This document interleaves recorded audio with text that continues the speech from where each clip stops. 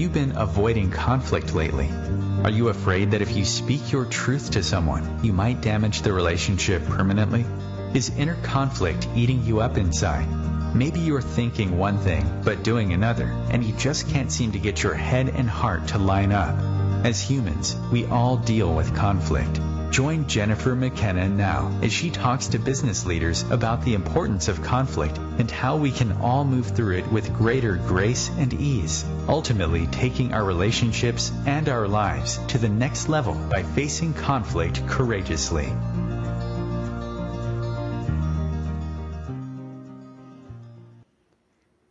Welcome to the show, everyone. It's Jennifer, and I've got here my guest, Jamine Moton, who is the founder and CEO of Skylar.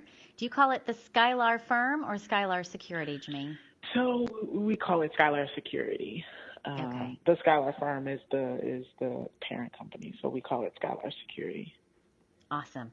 Well, so today on this show, we always talk about cultural issues and the conflict that we have to move through to get to a place of peace. And so the first thing that came to mind when we decided to launch this show was public safety and security. The sense of security is an issue in today's world.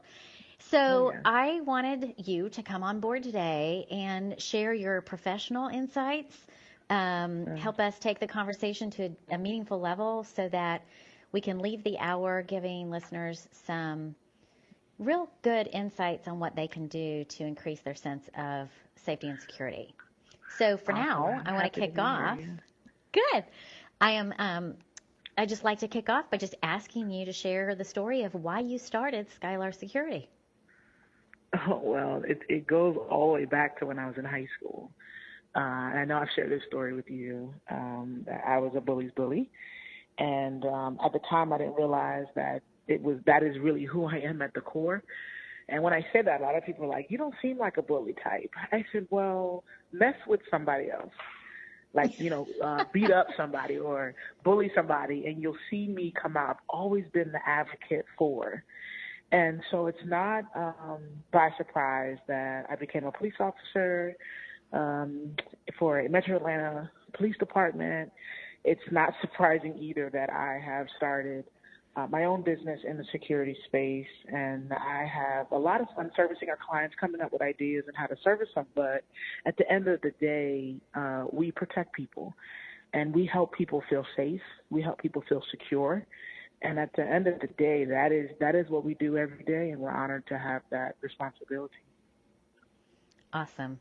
So for our listeners, I'm just going to give them a little bit of a background because selfishly, I love the fact that you and I are friends. You are not just a guest coming in representing security. But I want to tell the little story about how we met and a little bit about our relationship. So Jamine and I were classmates in a wonderful program for female entrepreneurs called Launchpad 2X, started and founded by Bernie Dixon. Bernie Dixon, and we are lucky enough to be recipients of this great program. And it is a program that helps female entrepreneurs become CEOs of multi-million-dollar companies. And so Bernie, has to kind of believe that you have what it takes and your business has a vision and an objective to have that potential. So, So Jamine and I show up to the kickoff party. And here we go. And out of the blue, here she comes, and we meet and immediately hit it off. From that day, Jamine has referred to us as twins, and so truly. I love it. And when people are around us, they look at us like, "What are you talking about?" Because Jamine is a former basketball star for Clemson University. 280 so you can imagine. Strong. 280 strong. 286 foot strong. And how tall? 6 foot. Yeah, I'm not little. 6 foot. 6 foot. I've never been a little girl. She is a force, okay? But I am 4'10". Not even 5 feet. No. Not even 5 feet. I wear 3 to 4 inch heels every day to make sure I reach that. But I'm as white as the snow. Jamine. Full African American, okay? So when people see us together, they don't understand the They're like, so twin how did you guys meet? remark. That's always the Right. question. So how do you guys Right. know each other? Yes. But 5 minutes with Yeah. us, and you're going to see why we see ourselves so much alike and so connected, because we see the world very similarly, and we have equal amounts of passion about changing it for the better. So this is why I had you on the show. I'm very eager for you to share what I know about you with our listeners, because I think your insight can help a lot of people feel a greater sense of safety. So talking about, how you got started and why you do what you do, can you give us a little bit of information about what you do today versus who you were when you were a police officer, how the world of security that you're in today differs from that, and who your client typically is? Yeah. So I started the business. I started Skylar Security 2 years into being a police officer. I had a situation, I'm a 7-time Hall of Famer, right? So athletics is what I do. It's what I did. I don't know. I'm not that person or that athlete to sit on the bench and just kind of cake through. So I've always been an overachiever and always given 150% in everything. Always the one doing slightly the most. And in a police department, you can probably imagine that probably didn't sit very well, but I always was that person to actually, aim for it. So I was told that I was too supervisory one day and probably doing too much one day. And so I went home, looked in the mirror, and realized that I was an entrepreneur and I needed to give myself the space to grow, to develop a product that could mimic my police officer strategy. And so that's what I did. I built Skylar Security 2 years into being a police officer. And honestly, we have not looked back. We have, from that point to even now, and then we will continue to develop solutions around what our clients are looking for and how we can help them feel safe. Security is an emotion. Jen, I say that all the time. I say it everywhere I go, every chance I can get, that security is an emotion and that everyone deserves to be safe. That the security industry is not a business. And I talk about that all the time. Mm-hmm. Security is not a business. It is an emotion. And so Skylar actually mimics two things. It mimics those two statements, and then it also mimics my community-oriented policing model when I was a police officer. And so you can only imagine our processes and our operations and how important every single thing that we do is to us, from the type of provider, type of security guard that we identify as a provider for us, how we identify our clients, and just how we interact with the providers. We offer, higher than industry wages. We've studied the pain points of the industry, and we have literally created a solution for all of those pain points. So we're really excited about that. And so you ask, who are our clients? One thing that we've chosen to do, and we've done it for the past 5 years, is that we only grow from referrals. And that's something that we're probably going to have to reevaluate, but I like the fact that nobody knows about us really, and that our community is very small. The only way you can be a provider for us is if you know someone that's already attached to the brand, whether it be a client, a Team Skylar member, or a Skylar friend, then you'll be able to get in. Otherwise, you're not going to be able to inbox us on Instagram, try to get an interview. It just doesn't work like that. We found that by doing that, on both the client side and the provider side, that we have a really, really nice marriage of expectations and delivery. And so it's been really, really, really nice to see the teams grow and our client roster grow. We started off as a project-based security company where we would do a lot of events, a lot of film work, things that had a start and an end date, and we love that because we like putting teams together. But what we found is as we've grown, the need went from not only project-based work, but also like Class A concierge buildings. We've launched into that market. We also work with a lot of HOAs. We also work with projects that require quick mobilization. So really excited about, just being able to be a full-service security company that's able to service not only like a high-rise Class A building all the way to somebody's garage is broken and they need a security guard to come in and provide services. So really excited about where we're going and the future of Skylar. Great. So I wanted to just kind of frame that so people understand that, security is, if you are hosting something at your home or, as you said, an HOA, and so for our global friends, just to let you know, an HOA is basically an organization that kind of, what would you say, governs whole neighborhoods, I guess, if you wanted to put it simply. Right. And so security, association. And so if they wanted to secure their neighborhood, right, this is an offering. So I'm going to jump right into kind of the issue that made me want you on the show, and that is with the increase in public shootings. We as humans now have a tendency to twitch a little when we think about going to big events. Sure. And we're not, some of us talk about it openly. Most people aren't talking about it, but unconsciously it's still having an impact on our peace, our peace of mind. We see activists out there all the time trying so hard to get some control over this in some level so that we feel our sense of safety again, because it's one of our basic fundamental human needs. So it's something that I strongly believe in, that we've just let it run amok, and that's a problem. But we're not here to talk about gun laws. What we are here to talk about is the byproduct of the lack of gun laws and the events that have occurred because of it that have messed with our peace of mind.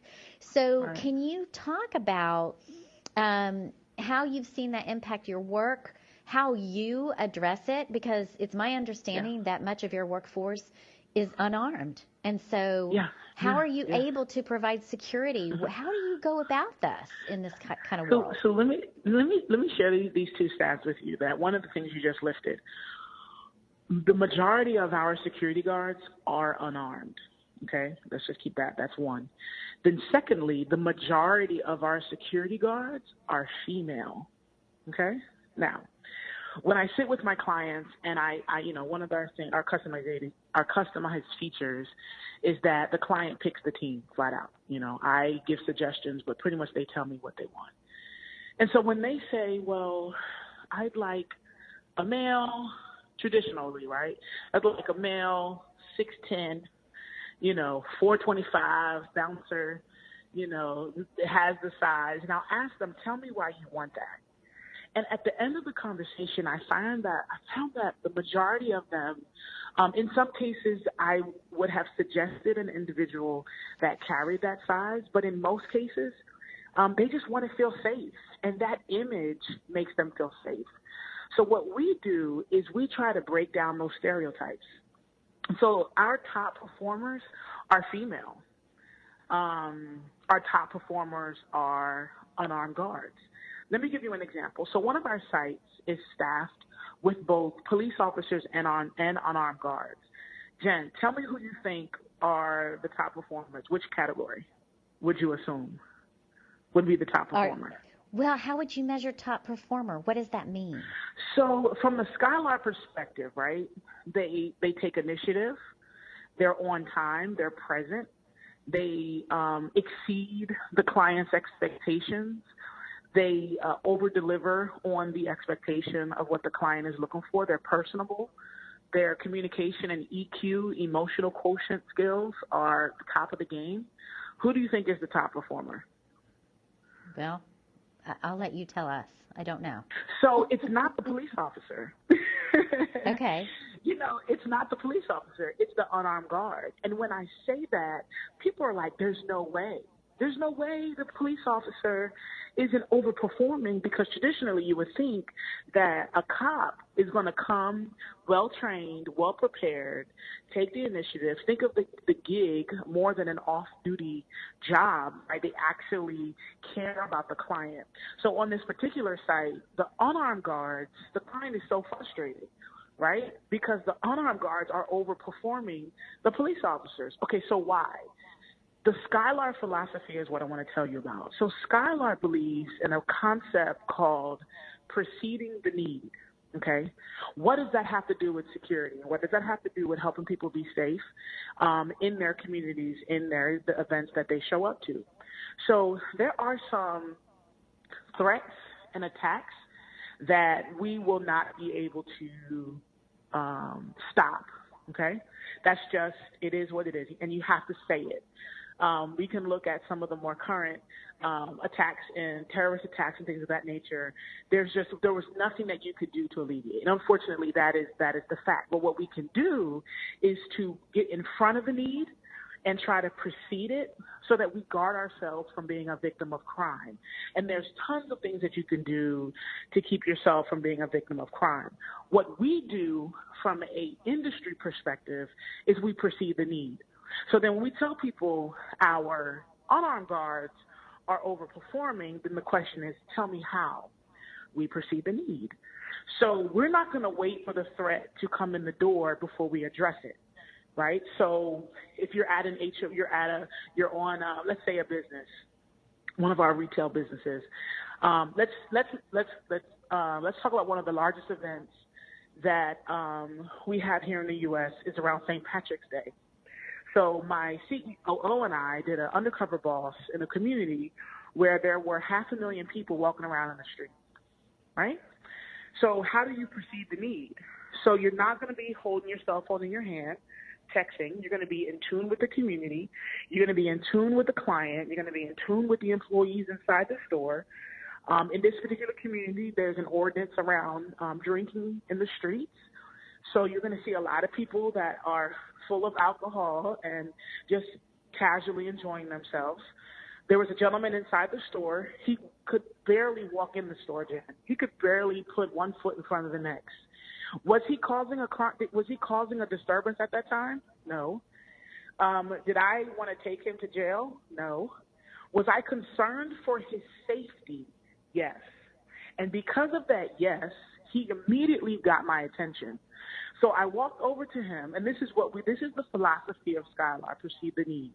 I walk over to him and I start talking to him. And I say, "Hey, sir, how you doing?" He's like, "Where are my friends?" I said, "I don't know where your friends are, but can I help you find a seat?" Again, I'm trying to make sure through communication, rapport, and preceding the need that he gets to his seat safely, that he eats his food, he enjoys his hamburger. Then after he eats, that he gets in an Uber and goes home. Because God forbid he get in the car and drive, right? So literally managing that whole situation, preceding every need that could possibly come up. He gets into the Uber and we're able to get him home. The next day, Jen, you're not going to believe this. The next day, we're standing outside the front of the store. He comes by, and if you can imagine, a whole 6 foot, 280 frame in a tactical Class B uniform. He literally runs up to me and bear hugs me. And I'm looking at him, I'm like, "Wait a second, please." I'm like, "You're not supposed to, be touching me or whatever." But he's like, "I just want to thank you for what you did yesterday. You were able to get me home safely." So if we as an industry can take a more proactive approach to what safety and security means to our community, then I think we are on the way to lifting our industry. That's one example, but we get those all the time because our officers really do try to get in front of both minor and major issues that may confront our clients. That's awesome.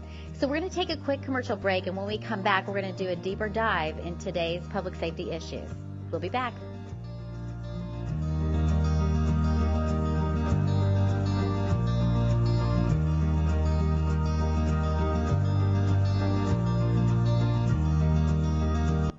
Connecting you with the best of the conscious minds in the world. OMTimes Radio. IOM FM. OMTimes magazine is one of the leading online content providers of positivity, wellness, and personal empowerment. A philanthropic organization, their net proceeds are funneled to support worldwide charity initiatives via Humanity Healing International. Through their commitment to creating community and providing conscious content, they aspire to uplift humanity on a global scale. Connect at omtimes.com. OMTimes, creating a more conscious lifestyle.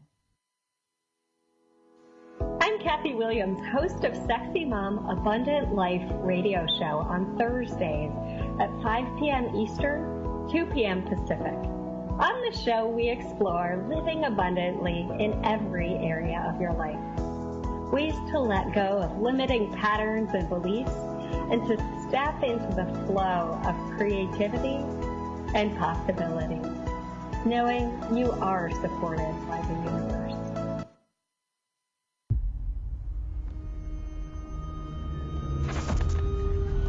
Opiates has taken everything and everyone I've ever loved away from me. Everything. I blew my ankle out and I got prescribed pain pills by my doctor. If making my detox public is going to help somebody, I'm all for it. I just wish I would have had a warning. Opioid dependence can happen after just 5 days. Know the truth, spread the truth. A message from Truth, the Ad Council, and ONDCP.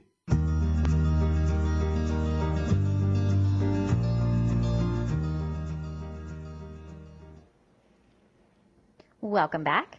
So we are talking to Jamine Moton, who is the founder and CEO of Skylar Security, and she just shared before our commercial break a story that I think is very compelling, and it illustrates what I'm going to call a prevention model, right? So in crime and the things that threaten our sense of safety and security in our communities, it really, after the fact, it's too late, right? Yeah, so what late. I'm hearing Absolutely.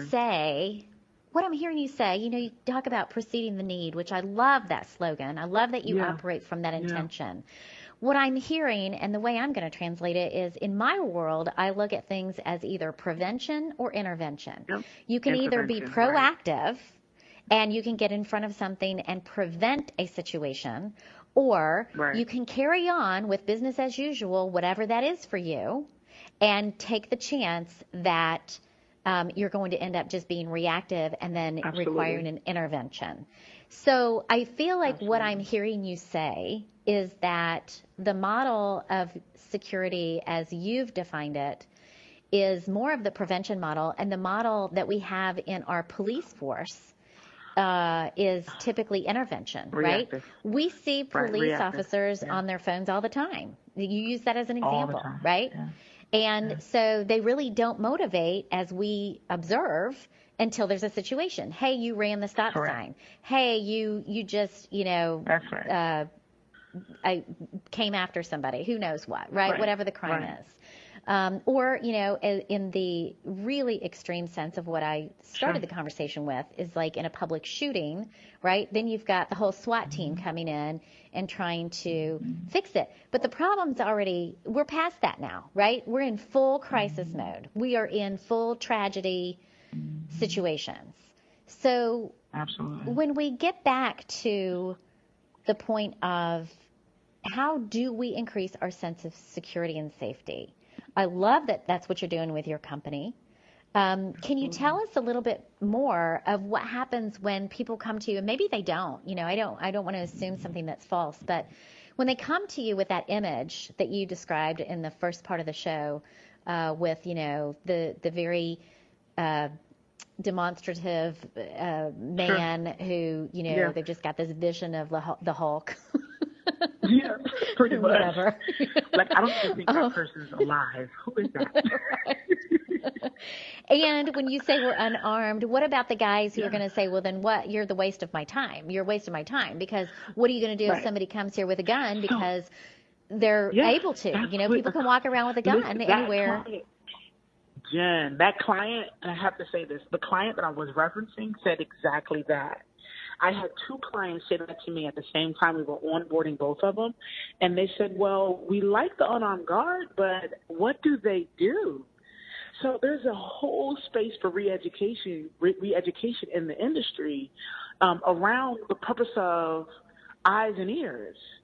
To me, that is more valuable than paying almost double the price for a police officer to just stand by.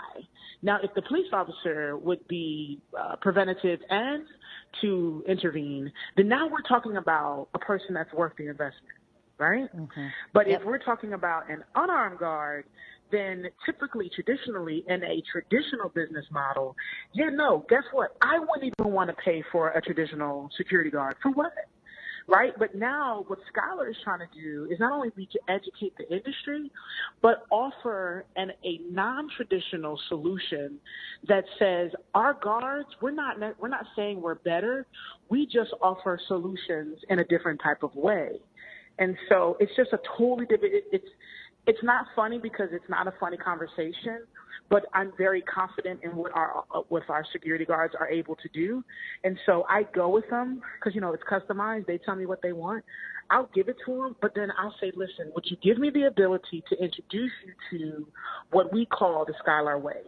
If you can give me a second to introduce you to our unarmed guards, then in this case, that would work. Now we have clients that the traditional security guard, where, like I said, could be the bouncer type, would work.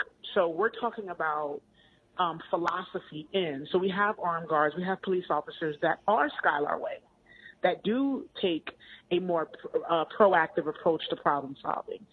So all police officers are not bad, but what we like to do is to educate the clients to ask the question, so you can make sure you're getting somebody that is aligned with what your expectations are. Well, I think this is so fascinating, and I'm really excited about what you can do to create a paradigm shift in the security industry. And here's why. I think that we've had a big, in the past, I would say, 4 to 5 years, we've just started to see such a huge division in our country politically. Yeah.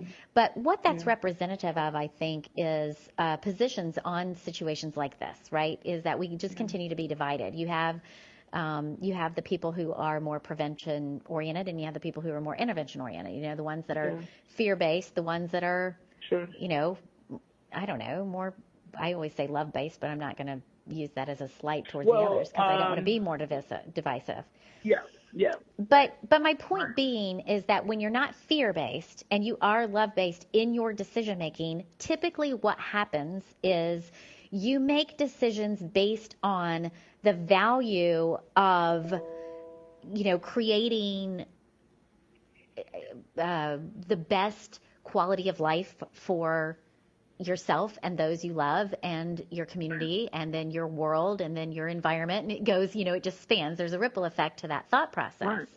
Right. And so you proactively think about how do we make this great as opposed to making decisions based on potential threats, right? The fear-based. Right. Well, what if the guy with the gun does come in and shoot us down? What then? Right. And so where I've seen that divide in the kind of the consumer mindset toward police officers is in the Black Lives Matter movement, right? Right. I think that whole movement has created a huge upheaval in our greater culture that says, wait a minute, police officers are actually harmful.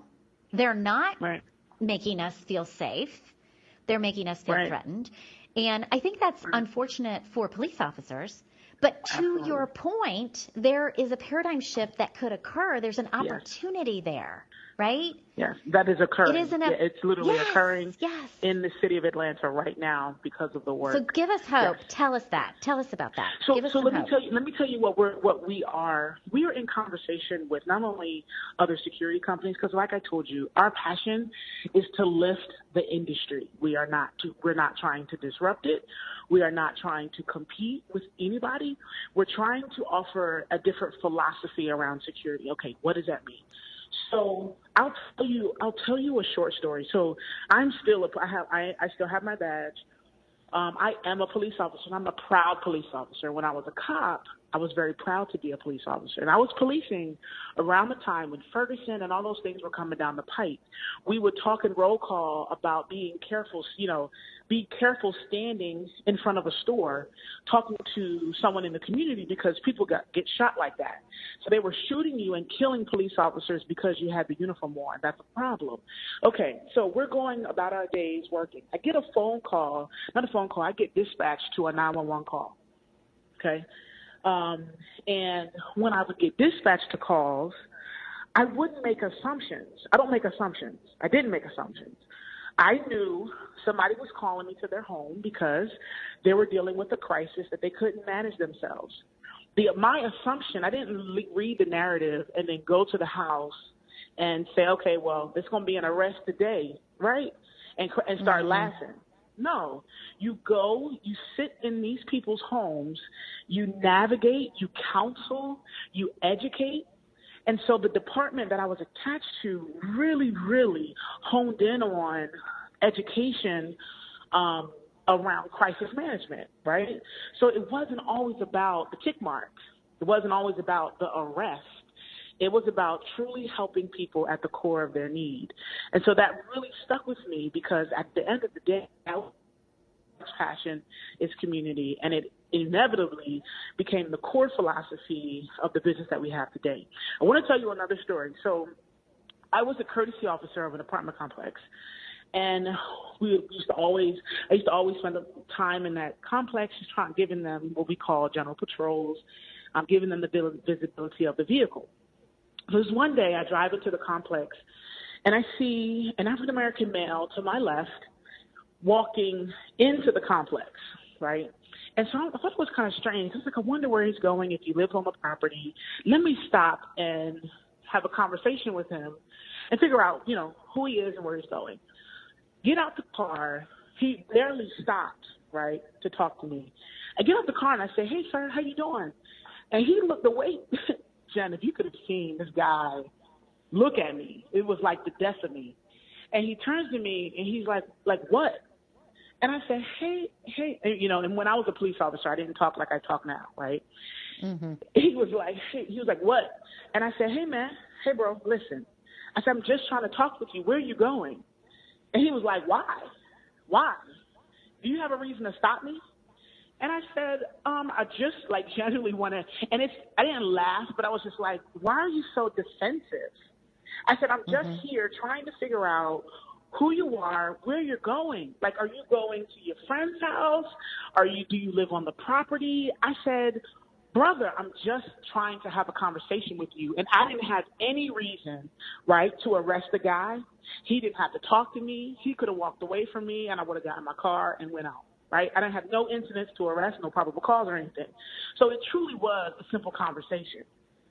When I tell you, I got out the car and I said, hey, man, what's wrong? What did I do to cause you to be so rude to me? Now, mind you, if you can imagine, Jen, I'm standing in my uniform, okay? I could have easily made a big deal about that. But me and my badge, my car, all my tricked out stuff around my waist, I'm looking at him with my hand on my hip saying, bro, calm down. Like, why are we having this exchange? I said, let me ask you a question. I said, have I been disrespectful to you? No, man. No, you haven't. I said, but I can't stand the effing police. Okay, so, but have I done anything to hurt you or disrespect you, sir? He said, no, you didn't. I said, so can we talk from here? Where are you going? I'm going home. You live on the property? Yes.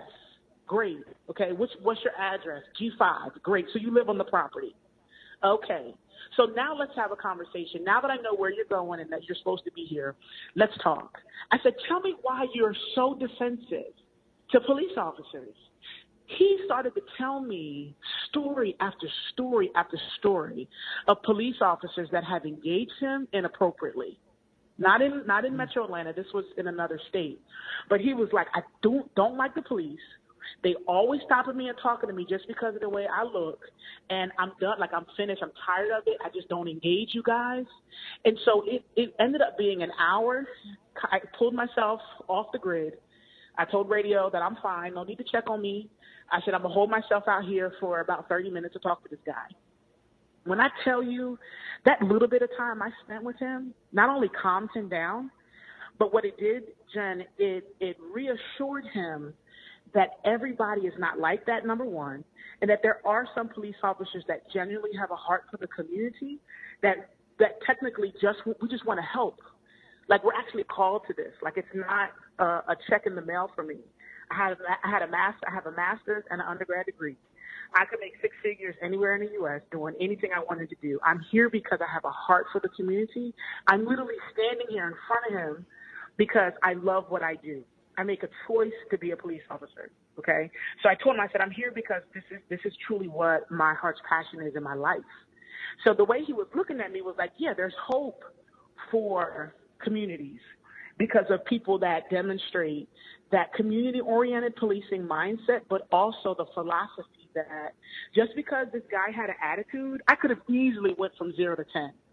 But he had an attitude with me, but I didn't. I said, hold on, bro. I said, hold on, man. You know, why are you upset with me? I understand why you may be upset with the industry, but why are you upset with me? So then we were able to have a conversation. I'm not saying that every situation can be resolved that civilly.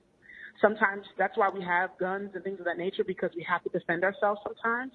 But that percentage of time where you don't have to respond using use of force, then the departments and the agencies all over the U.S. and even the world should have another option that is just as effective but is not a use of force. Does that make sense? It does, and it requires setting your ego aside, because to your point, when you are in full uniform, you are powered up, right? And if all your hardware and all your firearms and your siren all make 280 pounds, right? 280 pounds of you with all of that gear, that could easily set your ego aflame. And when he started talking sassy, I'm sure he would not appreciate that way of describing himself. No, but okay. when he started giving you a hard time, had you not been able to humble yourself and had your intent not been as pure as it was, he could have been in your back seat with handcuffs. In no time flat. Yeah, easily. Because it would have escalated into just cause, right? And not every time, but certainly it had all the makings. It had all of the elements that could lead to that. So I think you're touching on something huge here. We're probably going to be taking a commercial break in a minute. So real quickly, can you tell, well, here we go. We're going to have to take a break. When we come back, you talked about what's happening in Atlanta. I'd like for you to come back and share that with us. So stay tuned. Awesome.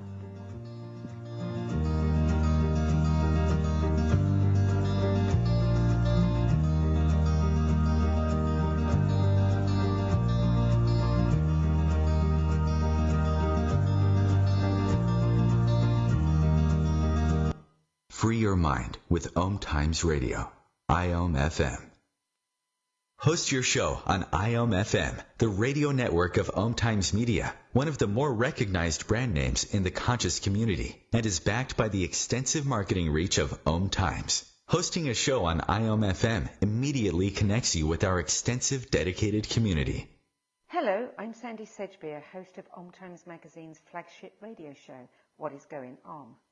My passion is sifting through information, research, and innovations from new thought teachers, speakers, and researchers, pushing back the boundaries of what we know about life, energy, metaphysics, and the universe.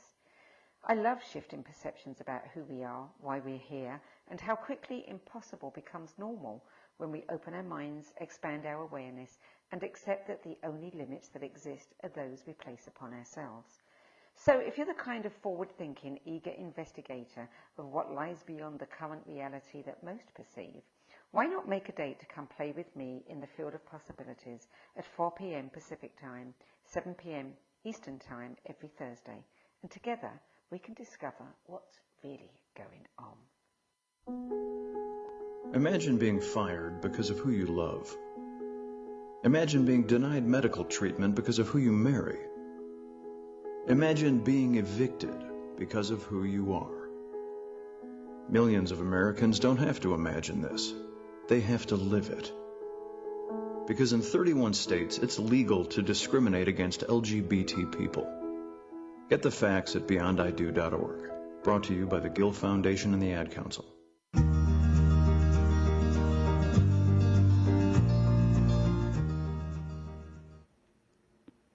Welcome back. We're talking to Jamine Moton, who is the CEO and founder of Skylar Security.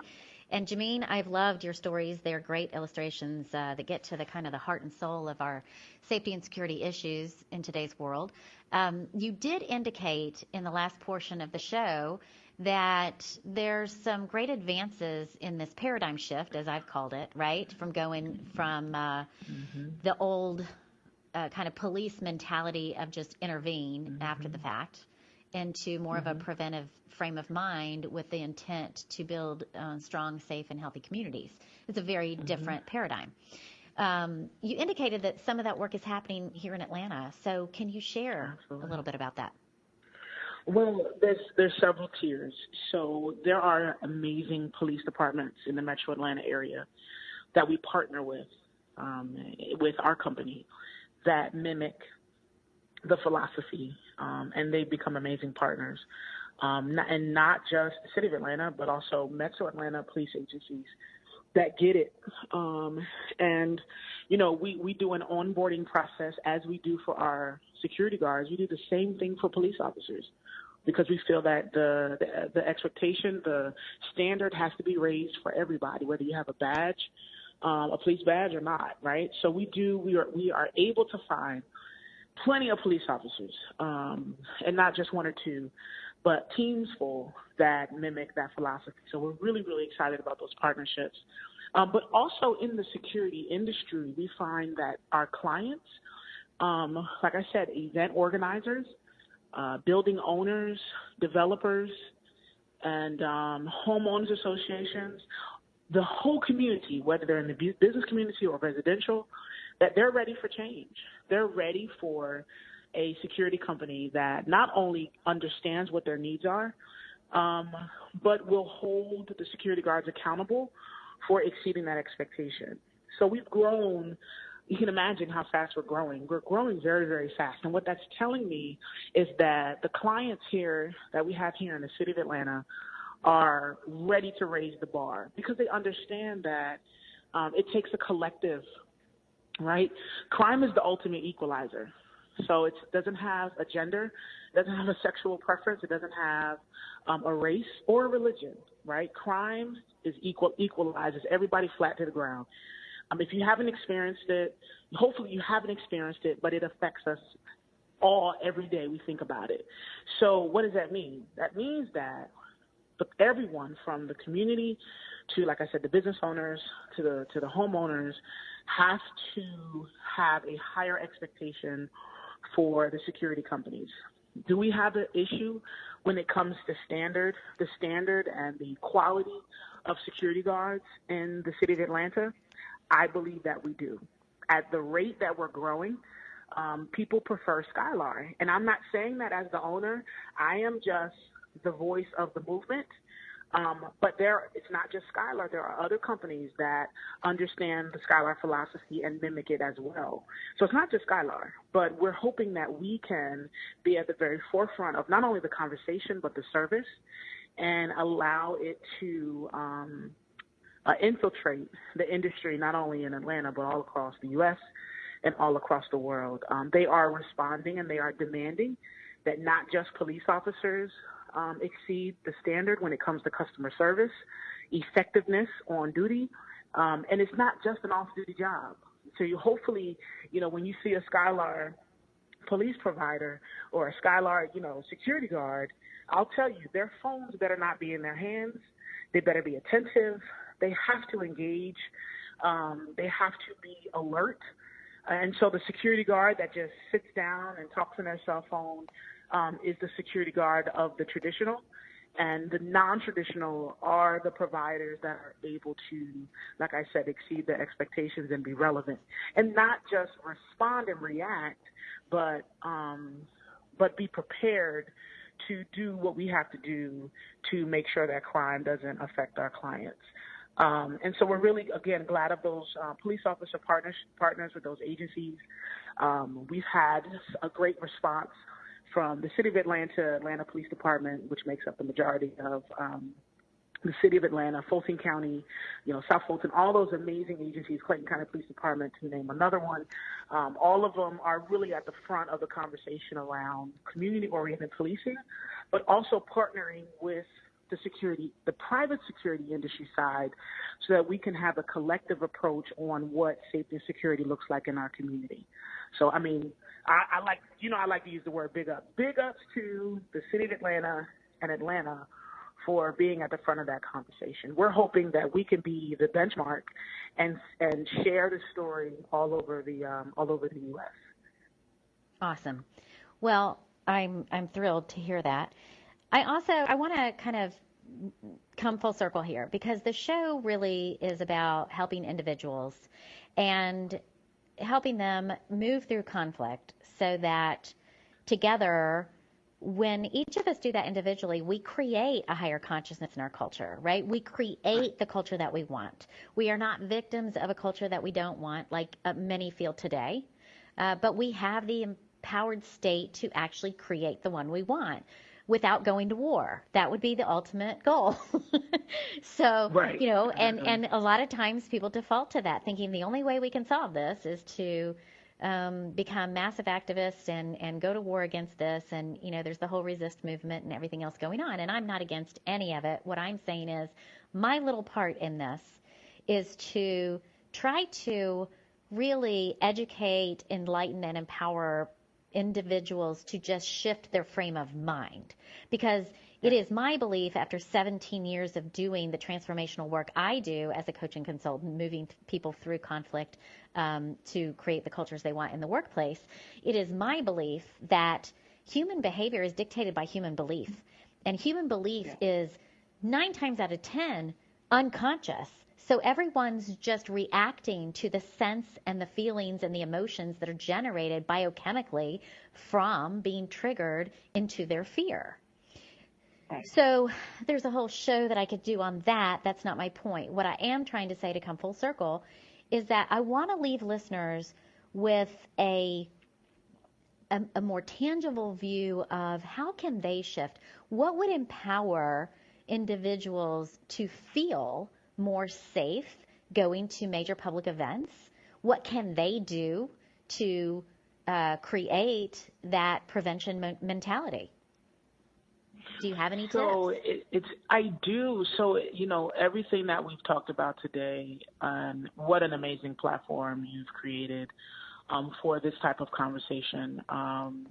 Your listeners should really, really, really take heed to some of these things, and in particular, personal safety, right? So when we talk about preceding the need, that is not a solution, right? It's not only a solution for businesses, for the events. It's not just for the Skylar security guards. It is something that individuals can take on as a mentality. What does that mean for the individual?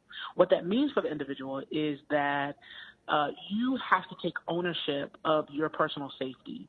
So a lot of people, even when I was a police officer, they would say, well, I'm going out of town, or my home was burglarized, and the police, it took them forever to come to my home. Okay. And we can have a whole nother show to talk about, what problems that relates to.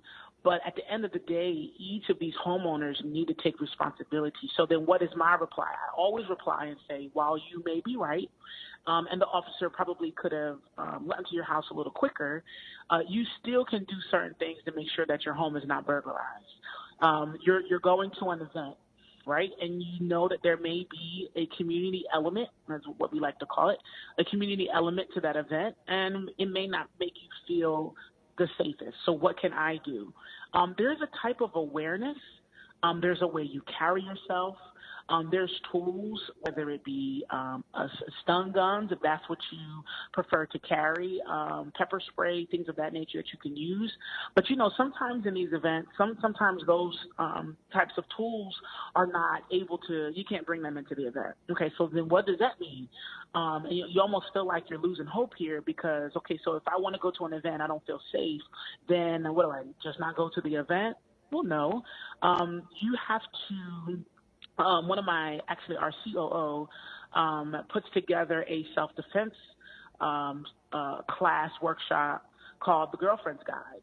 And what it is, it's tailored to women, but men also can be empowered around physical safety by learning how to defend yourself, learning how to precede crime. So if you're a runner and you're jogging in the morning, and what they call them, AirPods. AirPods are really popular. If you're running around and your AirPods are in your ear and your music is blasting and you're enjoying yourself, and then you have your cell phone in your back pocket, you get home and you realize that somehow the music shut off and your phone is missing, and you're wondering what happened. So you were literally running down the street with a cell phone in your back pocket, and somebody took your cell phone while you were running, right? So these things, there's certain things that we can do to take ownership of our own personal safety. Alarm. Do you do an audible alarm or a silent alarm? There's things that you can do to protect your home. There's so many tools, and I know we don't have a lot of time to go through them all, but there's so many tools that you can use to protect your home. There's just as many tools for you to protect yourself as an individual. And then there's tools that you can use to protect your family. Now there's a tech for everything. There's an app for everything. So there's technology that you can actually use that will help you not only feel safer. I know there's an app where you can press a button and it calls the police, and it gives your coordinates and your GPS features and all that stuff. So, there's so many different innovative things that can be done that are created that can help you feel safe. So, it really depends on the situation, but for you to say that you want to depend on the police department, you're missing an entire moment of empowerment for yourself and for your family. I think we all need to take ownership of that moment and seek out things and systems and technologies that can help aid in feeling safe when we go to events and even when we're in our homes. Great. So I also want to add that I do think that it is a state of mind, right? So before even jumping into the practical tips and tools, which I think are incredibly important, I think there's also an opportunity for each one of us to just stop and consciously ask ourselves, do we feel safe in general? If not, why? Where is that belief coming from? Is there objective data to support that? Or have we allowed the amplification of the news to cause us to be more anxious than we need to be? What do we need to do to bring ourselves to a greater state of calm? I think those are the questions that we need to ask ourselves, right? Absolutely. Because I think that empowerment is all about coming inward, right? Coming inside yourself for the answers and not expecting. If you expect people outside of you to have all the answers, then that means you're already setting yourself up to be a victim, because you're already putting your power or sense of empowerment into somebody else's hands. And while it's really easy to play the blame game in the end, it is neither healthy nor, going to provide fruitful and joyful experiences for any of us. It doesn't, it's the strongest sense of disempowerment. And so I just think that it's real important that we all check in with ourselves with that. Do you have a place where people can go to find this Girlfriend's Guide, as you called it? So is that accessible to the public? Pilot. Yeah, it is. We're going to launch it on our website. Obviously, we support everything that our security guards, and some of them have amazing businesses, and we lead the way in that, and hopefully role modeling that for them. We are going to partner with Girlfriend's Guide, Skylar Security, and you'll be seeing that information launched on our website and all of our social media platforms. I highly suggest anybody that is interested in self-defense classes to follow us on all of our social media platforms under Skylar Security, and then visit us on our website, skylarsecurity.com, and just stay in the loop on what we have coming up, and you will be sure to see it here shortly. I think that's great. And for those of you who don't know, we've also featured Jamine on our site at JMAC Consulting and on the OMTimes radio site. So one way or another, you can find the information, and we hope you'll seek it out. Yeah. In the meantime, everyone, thanks for listening, and please pay attention to your frame of mind of whether or not you're coming from an intervention or a prevention mindset, whether or not you yourself as an individual are thinking about proactively building healthy communities and maybe replacing some of the animosity and the divisiveness that is stirring all of us up in a negative way, and replacing that frame of mind with something more empowering. Just, as it goes, be the change you want to see in the world. What does that look like? Do you have to fight fire with fire? No. We can just move beyond the conflict courageously and boldly, get ourselves in order, and then take action. Take proactive action. So, Jamine, I really appreciate you being on the show. Oh, Do you have pleasure. any? What an honor. Yeah. Do you have any parting words for our listeners? Ask the question if you're engaging a security provider or you are dealing with a conflict within yourself. Ask the question. Don't make assumptions, and always put yourself at the forefront of change and the conversation, particularly with a security service provider. If you're going to an event and you see something that's not right, lift your voice to it, and we can tackle this solution from all angles. So honored to be on your show, J-Mac, and definitely look forward to that lunch you're going to buy me next week sometime. I love how you slipped that in because I did not know that was part of our deal, but I am happy to do it. Any excuse to see you. Any excuse to see you, my dear. Always a pleasure. Yes, thanks again. And thank you all for listening.